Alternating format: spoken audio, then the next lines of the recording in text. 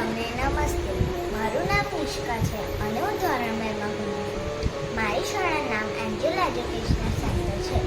દર વર્ષે આપણે આનંદથી ગણપતિ બાપ્પાને ઘરે લાવીએ, પણ વિસર્જન વખતે પીઓપીની મૂર્તિ પાણીમાં આવતી નથી. બાપ્પા વિચારે, અરે અહીં તો ગંદા પાણીમાં રહેવું પડશે. આથી પાણી ગંદુ થાય, પ્રકૃતિ દુઃખી થાય. સાચો ઉપાય: માટીની મૂર્તિ, કાગળના ફૂલ, કુદરતી શણગાર.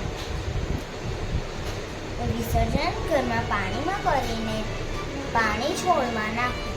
ચાલો સાવ બોલીએ, ગણપતિ બપ્પા મોર્યા, મંગલ મૂર્તિ મોર્યા.